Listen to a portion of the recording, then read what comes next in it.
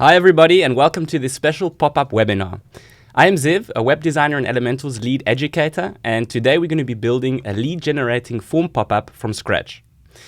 A lead generation form is a web form meant for capturing emails and other information of potential customers. And the most common types of lead generation forms, they include contact forms, registration forms, and simple newsletter sign-up forms. And Elementor's visual form builder is the perfect tool to get the job done. Okay, so what are we exactly going to be doing during this webinar? First of all, we're going to be creating a landing page with one of Elementor's kits. We'll see how to set a button to open a pop-up, which we'll create together step by step. And afterwards, we'll integrate MAILCHIMP in the form to track the subscribers. And I just want you to know that the process is similar if you're using other marketing platforms such as MailerLite. And lastly, what we'll do is we'll set the pop-up to close automatically after submitting the form, and we'll set the button on the landing page to open the newly created pop-up. So I'll go ahead and share my screen so you can see it in action before we get started.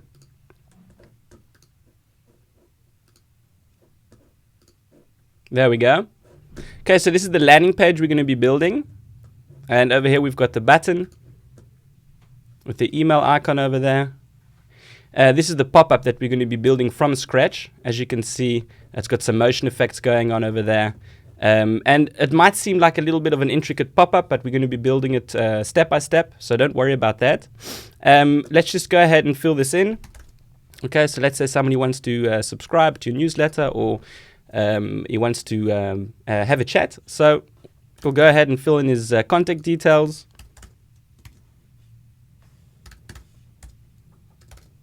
And he'll send it. And as you can see, the moment we send the pop-up, it will automatically close with the animation. And when we go to our MailChimp dashboard, we'll go to Audience, and we'll view the contacts.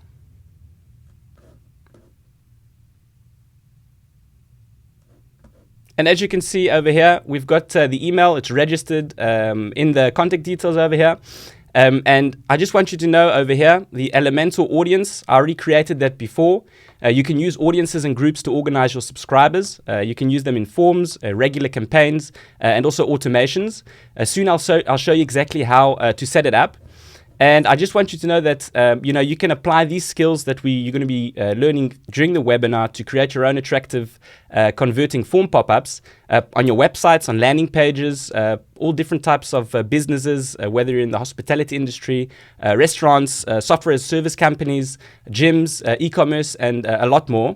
So I'm going to stop babbling and we'll make a start. I'd like to invite you to also ask questions in the chat. We're going to try to answer them all, and I'll be pausing every now and then to answer some questions during the build. Okay, so let's make a start. First of all, I'll go to my dashboard, and what I'll do is I'll just go to Pages, and I'll click Add New. And I'll give it a name. I'll call it Landing Page. And then I'll click Edit with Elementor. Okay, so what I'm going to be doing first is I'm going to control the page layout.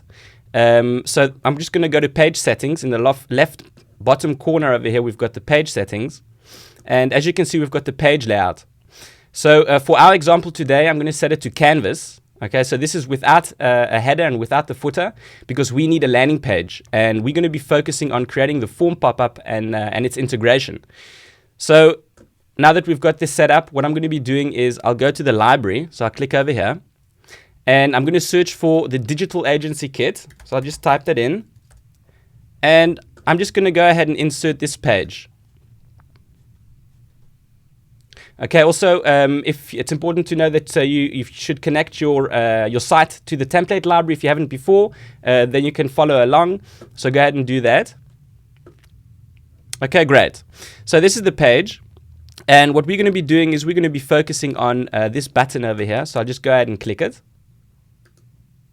And as you can see already, the kit comes built in with the link set to open a pop-up. Okay. So I'm just going to show you how to do that. I'm just going to remove it. All you need to do is just go to Dynamic Tags. Then you can scroll down to Actions. And you can click Pop-up. Then you just click on the field again. And here you can decide to open the pop-up, close the pop-up, or toggle the pop-up.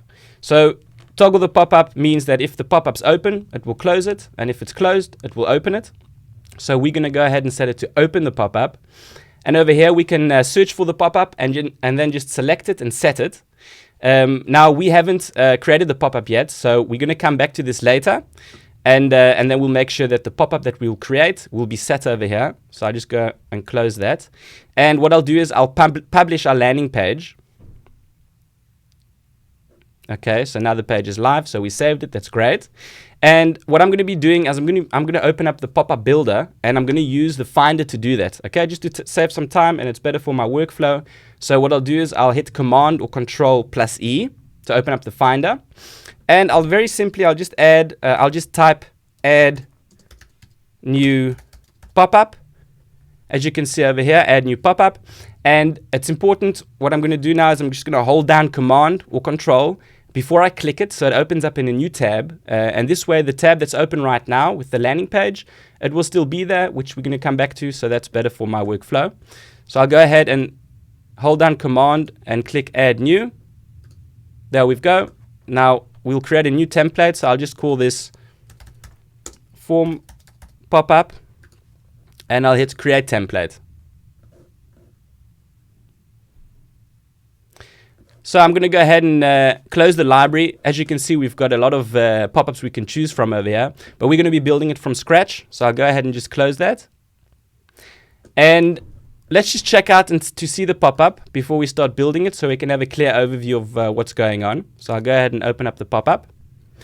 As you can see, there's this like two-layered effect going on with a blob that moves in the background. It sticks out on the right side over here. And we've got I don't know if you can see it, but there's this very subtle blob on the right side as well. And then we've got some text, and we've got the form widget over here with some space on the right side. Okay, so we're going to be recreating this. So let's make a start. First of all, what I'm going to do is I'm going to go to pop-up settings. Okay, so in the bottom left corner, I'm going to press the pop-up settings, the cog. Okay, and what I'm going to do is I'm going to control the width. Okay, so as you can see, I can just increase or decrease the width of the pop-up. And I'll just go ahead and set that to 805 pixels. And for the height, I'm going to set the height to a custom. And I'm going to increase that. I'm going to set that to 700 pixels. Okay, now another thing that I'm going to be doing in the settings panel over here is I'm going to be adding the entrance and the exit animation as well. So I just go back to the pop-up. The exit animation, it rolls out down like that. And when I open it, it zooms in. Okay, so let's just go back over here. For the entrance animation, I'll go ahead and search for zoom in. That's great. And the exit animation, I'll search for rotate out, and I'll choose the down right animation. And over here I can also set the animation duration. Okay, so this is 1.2 seconds. I'm going to make it just a little bit faster, so I'll just set it to 1 second like that. That's great. Okay, and now what I'm going to do is I'm going to go to style. Okay, and I'm going to go to the background, so I set that to classic. And what I'll do for the color is I'll just slide the opacity slider all the way down, like that. So that now basically what is left is just the content that we're going to be adding, okay? So the section, the heading, and all of the form widgets that we're going to be adding, we're going to be controlling like that. That's why I'm just sliding the opacity all the way down, so we can basically have a clear overview of what we're building to get the pop-up the way that we like. Another thing that I need to do is remove the box shadow. Okay, so now we really are just working with the content that we add, so the sections, the headings, the form widget. Okay, so the next thing that we'll do is we'll go to overlay. Okay, so that's this dark color around the pop-up. I'll just go there and I'll change the color to white. Okay, and I'll make it just a little bit transparent. I'll just drag the opacity down to 90%. Okay, as you can see, the 0.9 over here indicates 90% opacity. So it's got this subtle opacity, so that's great. And for the close button, all I'll do is I'll just position it. Okay, as you can see, we can move the vertical position, we can set that, we can set the horizontal position. So I'll just go ahead and set this to 20%, and I'll set this one over here to 16%. And the normal color, the close button normal color, I'll just set it to gray. Okay, so I'll just go ahead and add that color over here. There we go. And for the hover, I'll give it a teal blue color. So for the hover color, give it this teal blue color. That's great. Okay, cool. And now it's time to add a section and make sure that the layout is set up accordingly before we add the content and we actually style the pop-up. So what I'm going to be doing is I'm going to be adding a section with one column. Okay, there we go. And what I'll do is I'll go to layout and I'll set the content width. Okay, as you can see, we can control the content width over here. Okay, so that's the column over here. The content that's going to go inside the column, I can control that. And I'll just increase that and I'll set that to 800 pixels. And I'll also control the height of the section. Okay, so what I'll do is I'll give it a min height. There we go. And a min height means that no matter the amount of content we put in the section, it will always be at least a certain height. And this height, what we're going to be doing is we're going to be matching that up with the 700 pixels that we set before in the pop-up settings. Okay. The next thing that we're going to be doing is, as you can see, the column itself by default is set to middle. Okay, so what we'll do is we'll control the column position and I'll set it to stretch. As you can see, it takes up 100% of the section's height right now. So virtually we created a playground where we're going to be adding all the content, the headings, the form widgets, the intersections, everything we need, and we can really control it. So that's the way that I'm going to be building it. Okay, so it's time to style. So I go to style. Okay, so this is in the section still. And what we're going to be doing over here is I'm going to be uploading the blob, okay, the blob image over here. So I'll just go ahead. I already uploaded it. I'll just select this over here and insert it. Okay, so this is going to be the background image. And I'll just change the position. I'll set it to center. I'll also set it to no repeat, just to be sure. And for the size, I'm going to set it to custom. And I'll just slide it down a bit. I'll slide it to 85%. That's great. And now that we're here, what we're going to be doing, we'll add the mouse effect as well already over here. So I'll just go ahead and switch that on. And I'll go to mouse track. There we go. It's set to opposite, meaning that the blob image moves against my movement. So I'm going to go ahead and set it to direct, so it moves with me. And I'll make the interaction subtle, so I'll just drag it down to 0.5. So it's this subtle interaction. Okay. Cool. Now the next thing that I'll do is I'm going to be going to the advanced tab. Okay, so I'm still in the section. I'm going to the advanced tab over here. And I'm going to be unlinking the padding, okay? Because what I'm going to be doing is I'm going to be adding some padding on the right and on the left. And let's just have a look at the pop-up, okay? As you can see over here, the blob itself sticks out, okay? So in order to make that happen, I'm going to be creating some space. And soon you'll see exactly how that works out. So the space is going to be created with the padding that I'll set. So as you can see, I unlinked the padding and I can set them individually. What I'm going to be doing is I'm changing the unit to percentage, which is a relative unit. It's better for responsive behavior when you're designing with that in mind. And we've got a lot of videos you can check out on our YouTube channel that delves into that to see exactly what's the best way to work for you and for your specific designs. I've gone ahead and chosen percentage, which is relative to the column that it's in. So what I'll do is I'll just set 13% on the right, okay? As you can see, when I increase it, it creates the space, okay, on the inside, in between the column and the section, okay? So on the right side of the column and on the inside of the right side of the section, slowly but surely the blob is starting to stick out, okay? So that's how we created the space. I'll just increase that a bit more. So there we go, now it sticks out. And on the left, I'll just add 3%. Okay, great.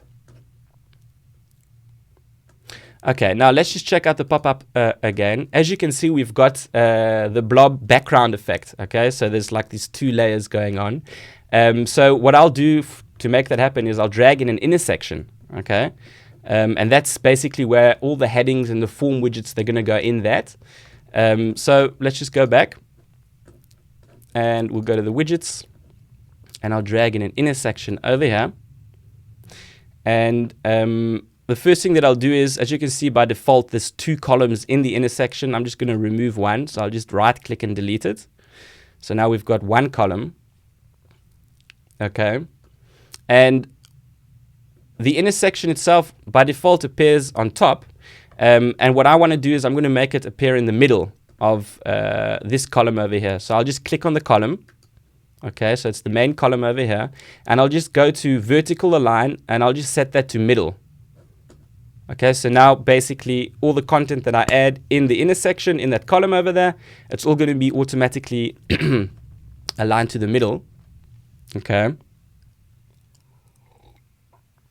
Okay, great. So now it's time to add the content. So we'll go to the widgets. And what I'll do is I'll drag in a heading widget. And I'll search for the form widget. And I'll drag that in as well. There we go. And next what I'll do is I'll just go back to the intersection column over here. So I'll just click on that. And what I'm going to be doing is I'm going to advanced and I'm going to add some padding so that the widgets, they're positioned nicely and they create some space on the right side. As you could see before, this space over here, so we can see that second blob, okay, which we'll add. So let's just position that. So we went to padding. What we will do is we'll just unlink the padding. I'll just set it to percentage again, and I'll just add, it will be 7% on the top. There we go. This will be 24% on the right. On the bottom, we'll set it to 7 as well. On the left, I'll set it to 8. So now all of the widgets, they're positioned nicely inside that the column. Next, we can go to style. And what we'll do is we'll give it that white background color that we saw. So I'll just go to background. I'll set it to classic. I'll choose the color. I'll set it to white. Okay.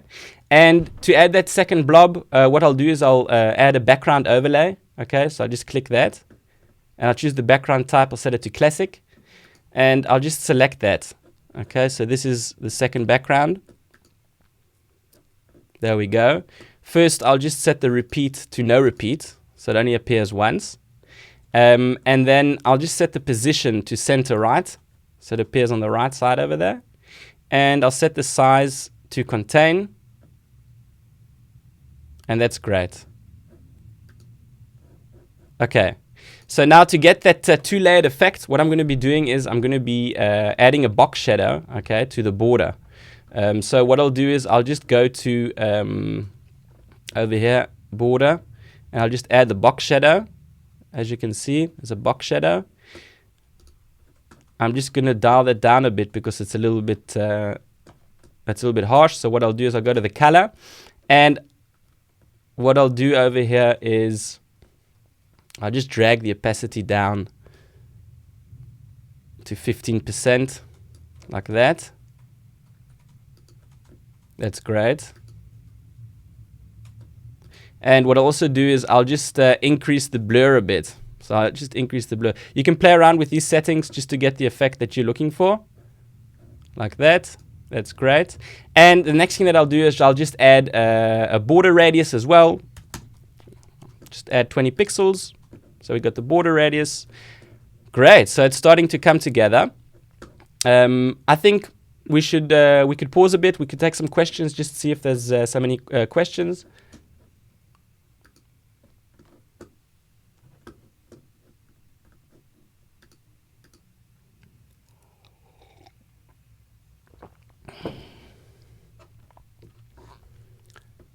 Joe Williams asks, can the pop-up happen off a regular button? Yes, if I understand correctly, a regular button can trigger a pop-up. That's exactly what we're going to be doing. Today we're going to be setting the button on the landing page to trigger the pop-up, to open up the pop-up. So yes, definitely. And we'll get back to that soon as well. So you'll see exactly where we set that up if you missed that before. Okay, let's carry on. Before we move on to, let's have a look. Okay, it's time to style the widgets. Okay, so we've set everything up, and that's what we're going to be doing. So first of all, I'll just go to the heading, and over here I'll just change the title and just add the text. There we go. And I'll go to style, and I'll change the text color. And what I'll do is I'll just give it this cyan blue color over here. Great. And what I'll do as well is I'll save it in the color picker to use later. Okay, so I just click plus. It's automatically added to my color picker. Anywhere I am on the site, in any widget that's has got the color picker, I'll see all of my colors that I've saved over here, and I can simply drag and move them around to organize my color palette, or I can just drop them and delete them as well to remove them. So that comes in very handy. So that's that. For typography, I'll go ahead and set it to Montserrat. There we go. I'll set it to 18 pixels and I'll make it thin. I'll set the weight to 300. Yeah. And I'll set the transform to capitalize. So the first letter of each word is a capital.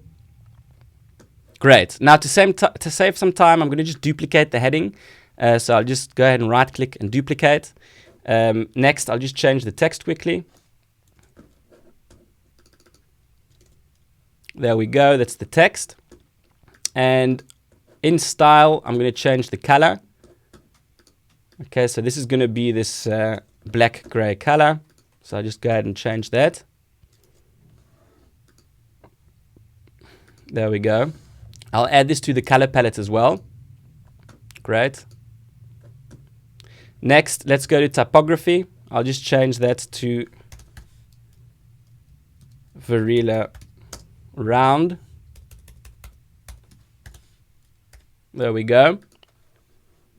And I'll increase that a lot, set it to 35 pixels.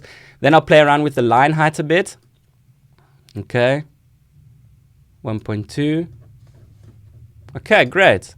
Next, it's time to style the form widget. So for the content, what I'm going to be doing is I'll just click on the form widget. And in the form fields, what I'll do is I'll just click on name for the name field. And I'll just change the placeholder text. So I just change this to full name. So that's the text that appears inside the field. I'll change it to full name. Next, I'll go to message. And I'll change the type. As you can see, there's a lot of types. There's really a lot of things you can do, a lot of information you can collect in the form builder. You can check out the videos that we've got online, really delving into all of the possibilities. And so you can go ahead and check that out. What I'm going to be doing is I'm going to be changing this to tel. So it's a phone field. And I'll just change the label to phone and the placeholder text to phone. And what I'll do is I'll just drag it under the name field. So it's the second field that appears. What I'll do for design purpose, I'll just hide the label. It's important to know that the label should be, you should write down the label so that when you receive the emails, at least you know with the fields that were filled in, what those fields actually are. So it's important. For design purposes, I decided to hide the label. Next, let's go to the submit button. And what I'll do over here is I'll just set the size, set it to medium, and I'll set the alignment to right. That's great. And what I'll do as well is I'll add an icon. Okay, so I'll just enter the icon library over here, and I'll search for arrow right. I'll insert that. Okay, that's a cool icon. I'll set the positioning as well. I'll set it to appear after the text, and I'll add some spacing in between the text and the icon. So that's great. And as you can see over here, we've got the actions after submit drop down. Okay, so we're going to be using this very soon to integrate it with MAILCHIMP. But before we get there, let's just go to style. Okay, we'll style the form a bit. I'll just set the rows gap. I'll increase that a bit. Next, I'll go to the field drop down. I'll just change the text color. I'll change it to that dark gray I saved before. I'll set the typography as well. I'll change that to Montserrat. There we go. And 15 pixels. Next, what I'll do is I'll change the field's background color. Okay, so I'm just going to change it to this light grayish color over here. There we go. So it's got this nice effect. And what I'll do is I'll remove the border by setting it to 0. So there's no border whatsoever. Excuse me. And I'll also give it a border radius, okay, of about 5 pixels. So it's got this nice subtle border radius over there. And next, we'll just move on to the button. What I'll do over here is I'll change the background color. I'll just set it to that cyan blue that we saved before. And we'll just make sure that the text is set to white. And we'll add a border radius as well. So this will be 30 pixels all around. And that's it. Okay, so basically the building of the pop-up is done. So we're ready to publish. That's what I'll do. So I'll go ahead and hit publish. And we're not going to be adding conditions, triggers, or advanced rules because we're going to be setting the button on the landing page to trigger to open up the pop-up. So we can just go ahead and save and close. So that's great. And by the way, I just would like to let you know that besides for lead generating pop-ups, what you can also do is you can use a login widget instead of a form, and you can create a login pop-up, just an idea. Or you can add a countdown widget to create a timer for discounts. And we've got a dedicated playlist on our YouTube channel that shows creative ways to build pop-ups for specific use cases. So I recommend you to check it out when you can. And before we continue with integrating MAILCHIMP to the form, let's see if there's some questions. Let's see. Okay, I think we're ready to move on to the marketing platform.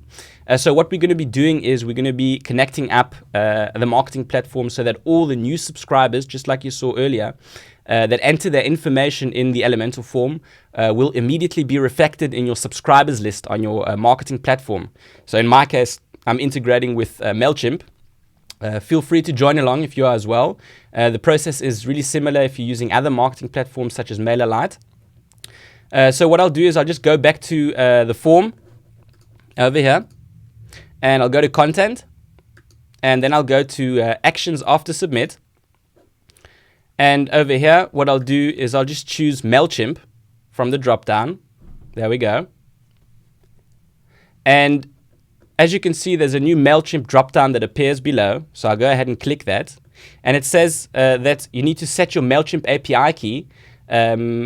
And as you can see, there's an API key and there's an audience. Okay, so you can just click the integration settings over here, and you'll be directly taken to that settings in Elementor.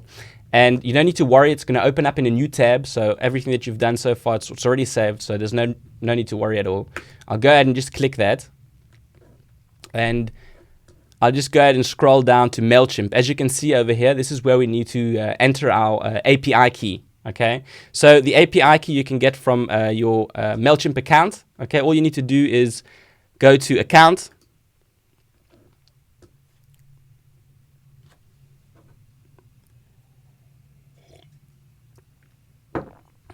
and then go to extras, and here we've got API keys, okay? As you can see, I've got an API key over here. I'll just go ahead and copy that. And if you haven't created one already, you can just generate one. You can create one over here. And just before I paste that in the field back in Elementor over there, what I'll do is I'll just go to audience, okay? And like I mentioned before, you can see that I've already created Elementor, okay? You can add your own audiences over here as well. Okay, so let's just go back to Elementor integrations, and I'll just go ahead and paste the key in, and then I'll validate the API key. That's great. And I'll hit Save Changes. Okay, that's very important. Next, what I'll do is I'll go back to the Popup itself. I'll just hit Update, just to be sure. And I'll just refresh. So the newly registered API key will be applied. And then I'll go back to the form. And I'll just go back to MAILCHIMP over here. As you can see, you're using MAILCHIMP API. It's set up and it's working. And over here, we'll use the default API key and we can select the audience. Okay, so this is where you can select your audiences. So I'll go ahead and choose Elementor. And over here, as you can see, you can do some field mapping. So you can map them according to your needs. Just make sure that the email is mapped correctly, otherwise it won't work.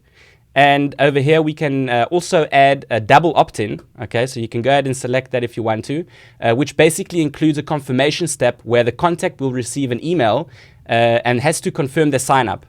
Okay, so they're added to the audience as a subscribed contact. You can see their information, important information like IP address and when they signed up.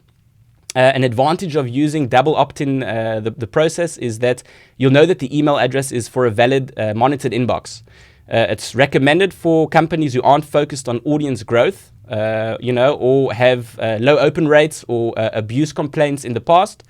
So you can go ahead and use the double opt-in. Also, some companies, they use it to satisfy the regulations that may apply in a particular market or country. So you can very easily just switch that on over here. Okay, great. Now, the next thing that we'll do is I'll go back to actions after submit, because besides for tracking the details in MailChimp, another action after submit that we'll add is to close the pop-up. Okay, so in the actions after submit, I'll just scroll down. Okay, as you can see, we can choose pop-up, and there's a pop-up drop-down that appears, and I'll just click that, and I'll choose the action, and I'll choose that to close the pop-up. Okay, so I'll just set it to close the pop-up, just like that. And I'll just go ahead and update and save and close. Okay, so now all that's left to do is set the button on the landing page to open this specific pop-up. Okay, so we'll just go back to the landing page. I'll close the Finder. I'll click on the field. Okay, for the question that was asked earlier over here, this is where we add that the link that opens the pop-up.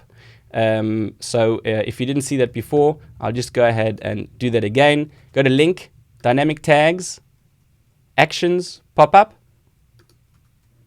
Set the action to open the pop-up. And over here, we can search for the pop-up that we created before, which is the form pop-up. It's set correctly. And what we can do is we can update.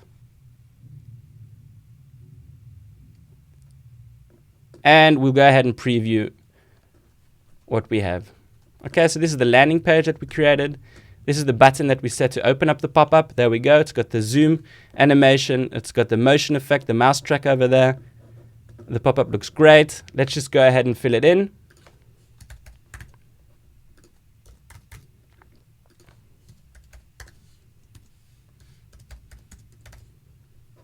We'll send it. The moment that we send it, it will automatically close with the animation that we added. And we'll go ahead and check out the audience.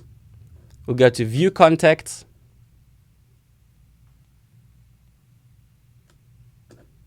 And as you can see, we've got the new email address here over here registered with the details that will help us out with our campaigning.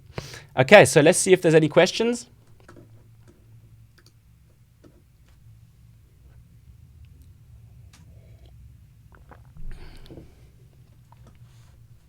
Okay, so what you can do for the pop-up, I'm sorry, Julian Castellanos, he asks, how will this pop-up adjust for mobile screen? Okay, so let's just go back to the pop-up over here. There we go. Okay, so first of all, I just want you to know that it's not really recommended to use pop-ups for mobile screens or for your marketing campaigns, because it's a little bit awkward to have a pop-up on your mobile screen. But if that's something that you're doing in your campaign and that's something that you want to do, and you design it in a specific way that doesn't bother the user, then what you can do is you can just go to the responsive mode, and you can just tweak that to your liking over here, just like you would tweak any other Elementor page or widget in that respect. Okay, so I hope that answered the question. And what I'll do is I'll just bring myself back like so. Okay, great. So we came to the end of this webinar. You know, I hope that you learned a lot, and that you'll manage to be able to create your own lead generating form pop-up from scratch. And that you'll be able to integrate it with MailChimp to track subscribers. I'd also like to remind you that the process is similar if you're using other marketing platforms such as MailerLite. I also hope that we managed to answer all of your questions during the webinar. You know, go ahead and you know, apply the skills to create your own attractive and converting form pop-ups on your websites and landing pages, no matter the type of business. And feel free to share them with us as well. The creations that you made based on this webinar, you can go ahead and share that in the comments. I'd like to invite you to join our Facebook group for loads of helpful tips and tricks if you haven't already. Also, become part of a huge Elementor community full of like-minded web creators. Everybody's helping each other out, really becoming better at what they do. Also, don't forget to subscribe to our YouTube channel, which is full of interesting tutorials to help you master Elementor, with a dedicated pop-ups playlist, okay, full of ideas that you can go ahead and try out. Also, on our website, check out the Help Center for easy access to the knowledge base. We've got FAQs, docs, and a lot more. And lastly, we'll send you a link to materials needed to create this pop-up. So feel free to rewatch this webinar and recreate everything in your own time. We'll also send you a link to a survey, because we'd like to get some feedback so we can keep on creating relevant content and webinars. So I wish you good luck, and most of all, enjoy being creative. Thanks for tuning in. Ciao for now.